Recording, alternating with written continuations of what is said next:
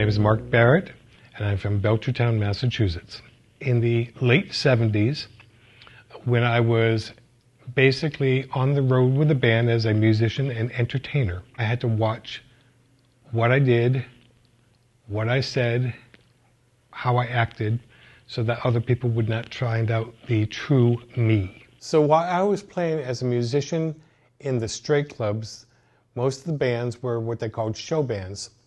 So I would be a keyboardist, usually in the back of the band. When I left those type of groups and the 80s came around and I started doing my own thing, I sort of moved from the back row to the front row. In the past, in the show bands, we would all dress alike, usually in tuxedos or something like that. So it was pretty standard fare for that day. When I started playing with my group, we sort of loosened up the dress code, so to speak. I was hired to play at a wedding, and during the wedding reception, we were playing the music. I was with some of the musicians, and it was a relatively easy crowd. They seemed to be enjoying themselves.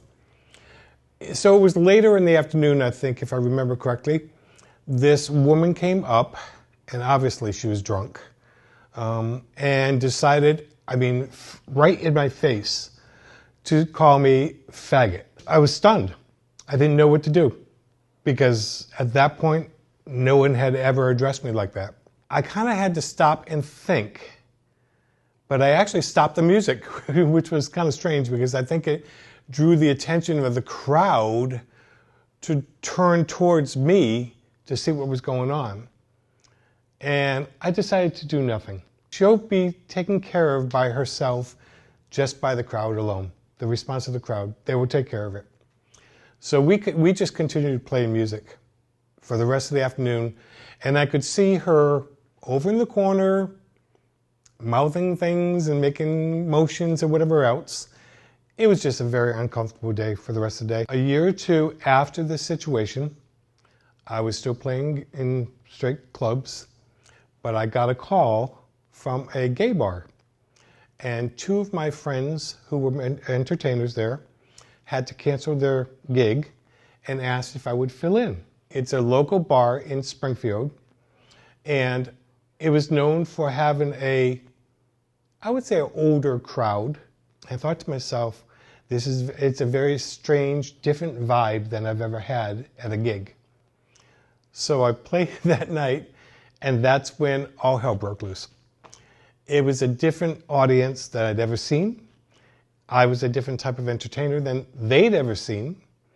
And I just went into basically a bad wedding format. I played all sorts of music. They were dancing the twists, they were dancing the hokey pokey, they moved all the tables out of the way. They just basically changed the entire venue to suit me, which was great because I just sort of metamorphosed into a gay entertainer. I started feeling more comfortable with myself, and I started feeling more confident about myself. I also was going to gay bars. I was listening to the disco of the day. I was listening to the jukeboxes that played different types of music. And I picked up on the different styles. Not only was I changing, the music was changing, the venue was changing, the people were changing, the times were changing. I played in gay bars for about 25 years. That includes the bars in Springfield. I also did some of the clubs in Provincetown, the Boat Slip. And that season, they made the most money in the disco at night they'd ever made. So I was kind of proud of myself. And then I went back a couple years later, early 90s, and I played a club called the Townhouse. I did the same thing. They were dancing in the aisles, they were dancing in the streets outside because they had never heard somebody entertain with fun music, upbeat music. This was after the AIDS epidemic had started. So we had lost a lot of people, and we were trying to do our best to survive. I kept going, playing up until about 2004. At 2004, of course, the gay bars were dwindling because of the internet.